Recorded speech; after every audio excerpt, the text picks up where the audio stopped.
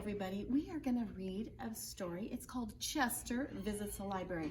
Now look at, you guys aren't here at the library, but Chester, my little kitty cat, he wants to come to the library. So let's find out what happens. Rain. Chester was ready to play baseball, not get soaked. Now, what could he do? Chester spotted the library. He had never visited it before. Thought Chester, maybe I should check it out. At least it will be dry. The rain fell harder. Chester raced through the library doors. The inside surprised Chester. It was cheerful, bright, and filled with colorful posters. "Hey!" he yelled.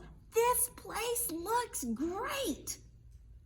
Ears all over the library heard Chester yell. 2 of those ears belonged to Ms. Mimi Mouse. Oh, look at Mimi. She's like... Mimi loved the library. In fact, she lived there, right by the checkout desk. Mimi loved to help library visitors too. Now, who is making all that noise? She asked herself. A library is a place for quiet voices. She spotted the dripping orange cat. The name Chester was on his backpack. What do you guys think his name is? Chester. Chester decided to go exploring. He turned up his music and started to run. A librarian said, "Little cat, excuse me. We always walk in a library." But Chester was already gone. Thought Mimi. This Chester must never have visited a library before. Mimi hurried after him. Mimi saw Chester run toward the children's books. He grabbed one off the shelf with his wet paws. Do we touch books with our wet hands? No. Mimi heard the children's librarian say, "Little cat, excuse me. Would you please make sure your hands are clean and dry?" But Chester was already gone. Then Mimi saw Chester run by the music CDs. "I don't need those," said Chester. "I have my own music." And he turned his music player up even louder. Mimi heard the librarian say, "Little cat, excuse me. We always turn our music players off inside the library."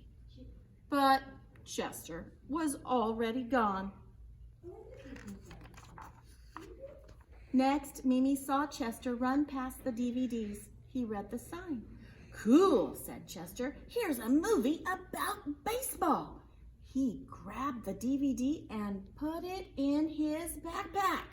Is that a thumbs up or thumbs down? We have to check out our books and our DVDs. Mimi heard the librarian say, "Little cat, excuse me. You need to check out your movie first." But Chester was already gone. That Chester is fast, thought Mimi, panting. She didn't know where Chester had gone. Then she heard him yell, "Free stuff!" And Mimi scurried toward the voice. Oh, no, Chester was grabbing the papers and pencils that were next to the computer catalog. Those papers and pencils were for everyone to use. "Excuse me," Mimi started to whisper, but Chester was already gone. Chester was getting hungry. He headed towards the story time room. "Hi," he yelled. "You guys have any snacks in here?" The storyteller stopped reading. "I'm sorry," she said. "There's no food and drink in the library. And now I really need to finish this story. Mimi finally caught up. Little cat? Excuse me, your name is Chester, correct? That's right, said Chester. My name is Mimi. I live here. Do you like my library, Chester? Oh, yes. I really, really like your library. That's wonderful, said Mimi. Then I have something to show you. Mimi pointed to a poster.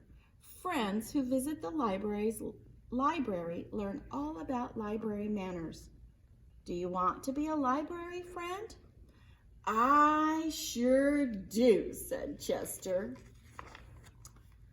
All the librarians came to help Chester learn the rules. Let's read the rules together, said Mimi. Library manners. 1, speak quietly in a whisper voice.